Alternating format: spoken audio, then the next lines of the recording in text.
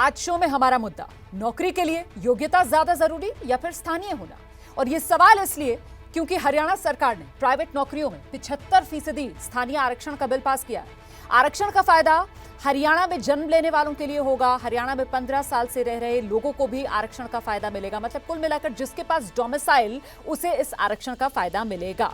50,000 महीने से कम वेतन पर यह नियम लागू होगा। 10 से ज्यादा संख्या वाले संस्थान पर यह नियम लागू होगा। शुरुआत में यह कोटा 10 साल के लिए लागू किया गया है। हरियाणा सरकार तर्क दे रही है कि इससे कम आय वाले प्रवासी कामगारों का आना प्रदेश में कम होगा। लेकिन सवाल फिर वही कि ऐसा तर्क अगर हर राज्य देने लगे तो आंकड़े बताते हैं कि कोरोना काल में हरियाणा में फंसे 8 लाख कामगारों ने अलग अलग राज्यों में अपने घर वापस जाने के लिए रजिस्ट्रेशन करवाया था। तो अब इस मुद्दे पर हमसे बात करने के लिए मौजूद हैं राष्ट्रीय जनता दल के वरिष्ठ नेता शिवानंद तिवारी जी। शिवानंद सर, शो में आपका बहुत बहुत स्वागत है। मैं सबसे पहले आपसे जानना चाहती हूं कि हरियाणा सरकार ने स्थानीयों के लिए रोजगार में जो 75% आरक्षण वाला कानून बनाया है, आपको क्या लगता है सर? बेरोजगारी की समस्या का समाधान क्या इसी तरीके के कानून से होगा या फिर ये गलत कदम है? देखिए, तो लाचारी और मजबूरी का नाम है ये। मैंने इस तरह से बेरोजगारी की समस्या का समाधान होने वाला नहीं है। और ये ट्रेंड जो है एक जगह नहीं है। अभी शिवराज सिंह चौहान जी ने कहा था कि हम 100% जो है रिजर्वेशन स्थानीय नौजवानों के लिए करने वाले हैं। यहाँ तक कि गुजरात जैसे प्रदेश में भी इसकी चर्चा हो चुकी है। छत्तीसगढ़ में बस्तर को छोड़ करके बाकी इलाकों में रिजर्वेशन की व्यवस्था की गई है। हमारे यहाँ झारखंड में जो 13 शेड्यूल एरिया है, वहाँ भी मैंने जो स्थानीय निकाय की नौकरियाँ हैं उसमें 100% आरक्षण जो है लागू है। तो ये बेरोजगारी की जो समस्या है, उस समस्या ऐसी है जिसका मुकाबला जो है हमारी अर्थव्यवस्था नहीं कर पा रही है। और उसका नतीजा है कि इस तरह से स्थानीयता पर जोर दिया जा रहा है जो संविधान के विरोधी है। संविधान का दायरा हमने दर्शकों के सामने रखा था। मैं ये समझना चाह रही हूँ कि सिर्फ और सिर्फ इसको बेरोजगारी के सामने लाचारी मजबूरी माना जाए या फिर कहीं ना कहीं इसमें वोट बैंक की राजनीति का एक खेल भी है? देखिए, राजनीति का खेल तो है ही। ये सारा खेल तो राजनीति को ही लेकर के है, स्थानीय लोगों के बीच में अपना साफका बढ़ाने के लिए कि देखिए हम इतना चिंतित है बेरोजगार नौजवान जो हमारे प्रदेश में हैं उनके लिए कि हम रिजर्वेशन करने जा रहे हैं। लेकिन जैसा हम कह रहे थे, हमारा संविधान जो है किसी भी व्यक्ति को देश के किसी भी इलाके में जाने आने, वहाँ बसने, रोजगार करने, नौकरी पाने का अधिकार जो है वो देता है। तो ये संविधान की जो स्पिरिट है उसका उल्लंघन है। इस तरह की कोई बात हरियाणा की सरकार कहे या मध्य प्रदेश की सरकार कहे या किसी भी अन्य राज्य की सरकार कहे, असली है सवाल ये है कि हमारी अर्थव्यवस्था के सामने जो सबसे बड़ी चुनौती है वो है बेरोजगारी की और गैर बराबरी की।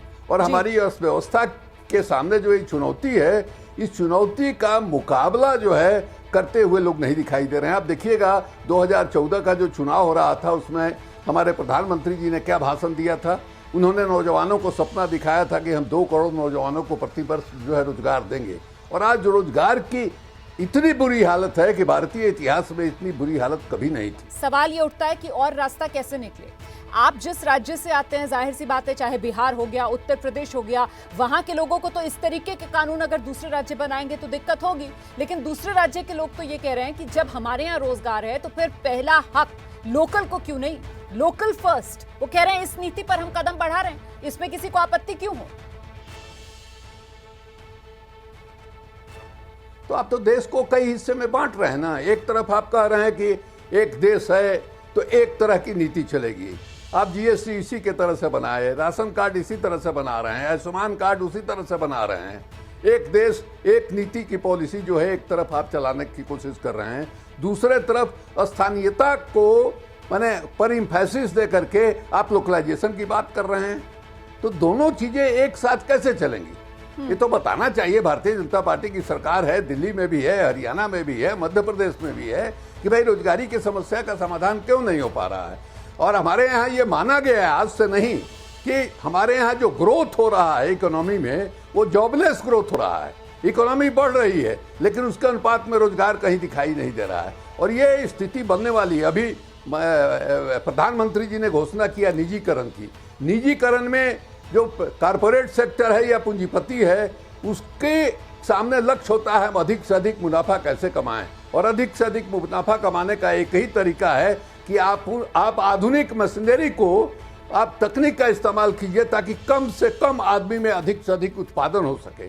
तो जहां इस तरह के टेक्नोलॉजी का इस्तेमाल जो है डेवलपमेंट के लिए हो रहा है, उसमें रोजगार कहां से क्रिएट होगा। अब देखिए कि नेशनल हाईवे बन रहा है हमारे यहाँ, मैंने बक्सर से लेकर पटना के बीच में, चूंकि बीच में हमारा गांव है, हमारा इलाका है, हम आते जाते हैं। एक जमाने में हम देखते थे 15 साल 20 साल पहले जब सड़क पर काम होता था तो दर्जनों लोग दिखाई देते थे, अब आदमी ही नहीं दिखता है, खाली मशीन दिख रहा है। तो आप देखिएगा अर्थव्यवस्था पर भी संकट बार बार जो आएगा।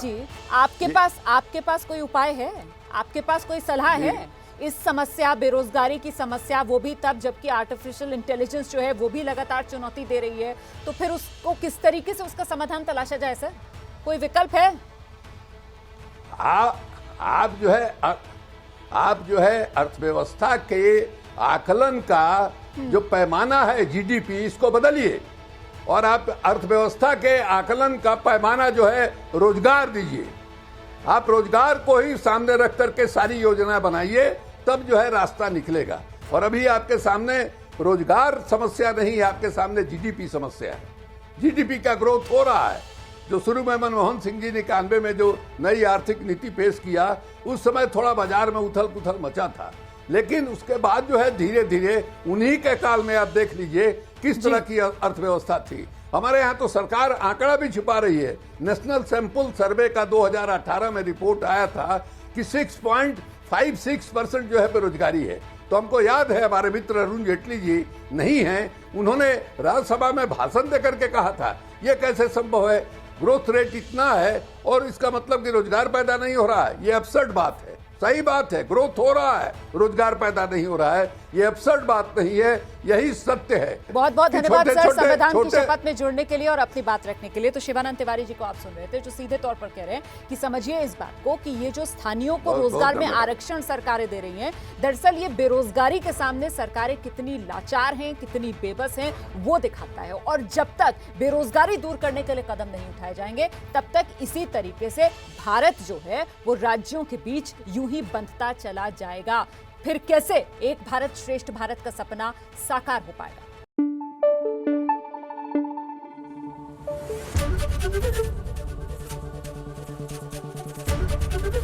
एबीपी न्यूज आपको रखे आगे।